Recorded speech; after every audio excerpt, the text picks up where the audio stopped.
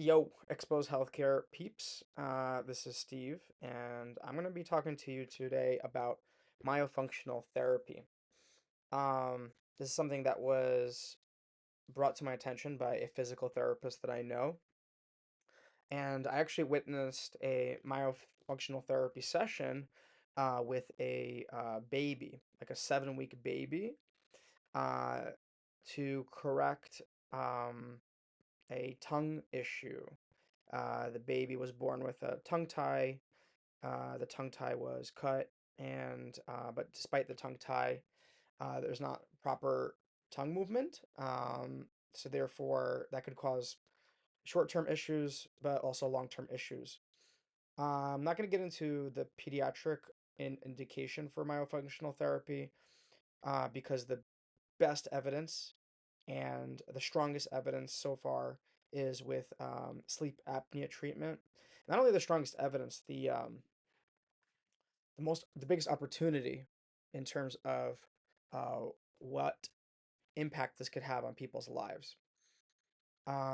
So first, I want to just in general speak on sleep apnea. It's a condition characterized by repeated breathing interruptions during sleep and has long been a source of concern in the medical community. You probably know a few people in your life that have these machines, these CPAP machines they sleep with. It's like this machine that's on their nightstand, and they put this thing in their nose that allows them to sleep better, and they wake up feeling like fresh as a cucumber. Um, the sleep apnea, though, it's in addition to just being this like thing that you wake up and you don't feel good, it's also linked to various chronic diseases and quite life-altering complications uh, that make an effective treatment quite important. So the CPAP machines that have been used have been quite effective, and I know there's a few other um, products in the works. But the cool thing about this myofunctional therapy is it's a physical therapy that can help a patient fix the way their tongue is in their mouth and moving, and it's almost like a permanent fix. And it allows you to not rely on a CPAP machine. And that's pretty amazing.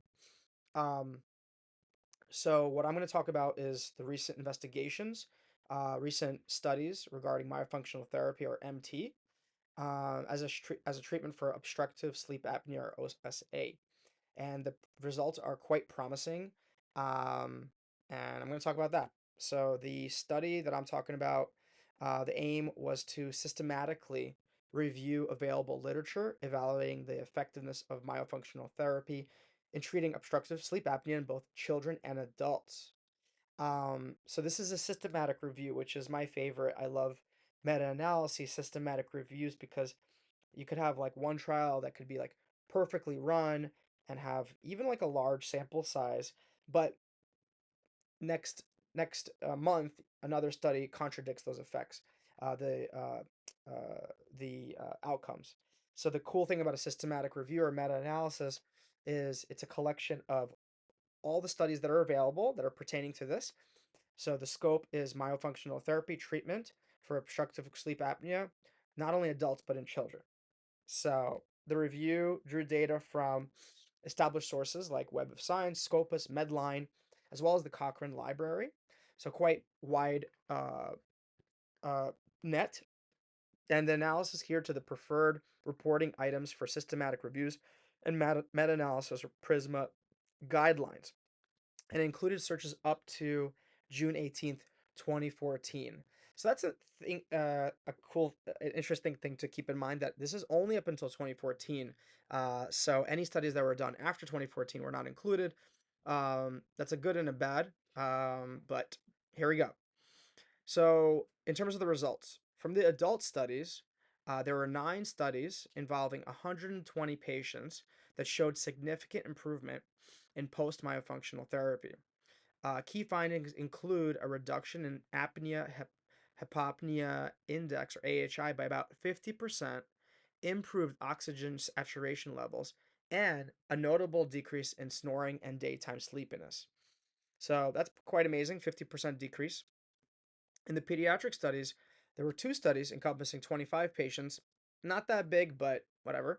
It makes sense with kids because not a lot of kids get this.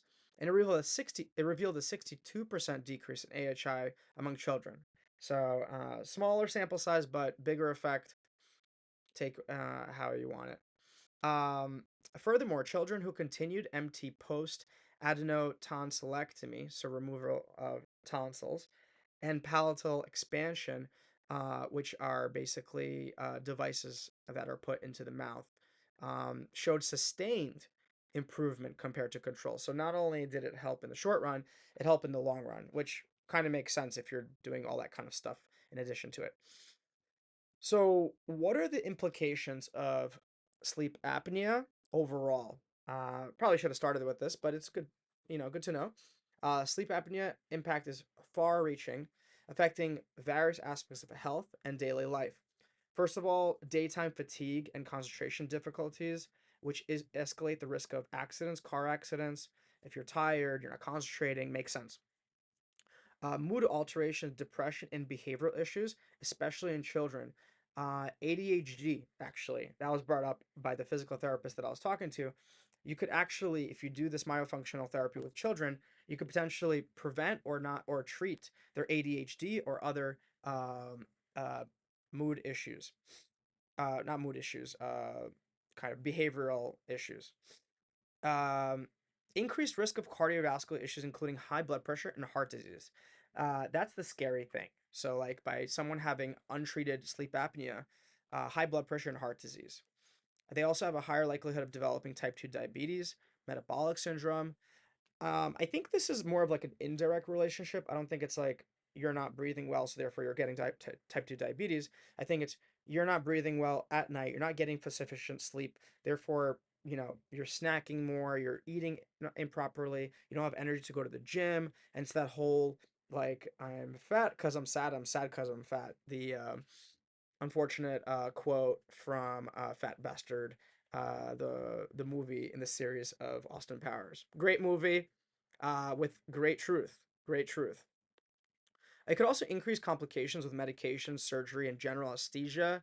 Um, that makes sense from like a breathing perspective. Your body is not breathing. Your natural breathing is not well. So if you're in surgery, or you're taking medications, or you're having anesthesia, it could increase chances of respiratory depression, other breathing issues.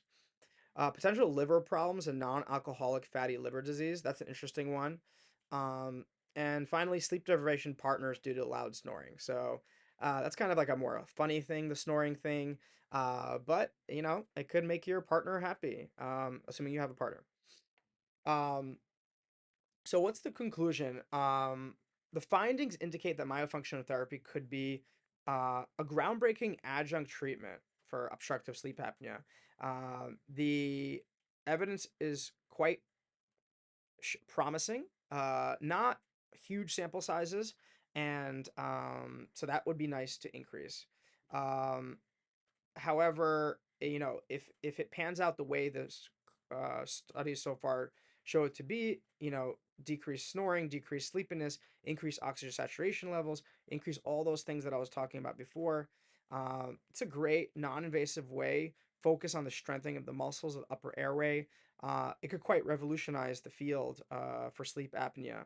Um, so the kind of the issue that I see is potentially the compliance aspect because people do like to take a pill or in sleep apnea perspective just use a CPAP machine. It's kind of easier to just put in your sleep apnea machine, CPAP machine, and then you breathe well compared to remembering to do these exercises. However, there is an app um, called the Soundly app.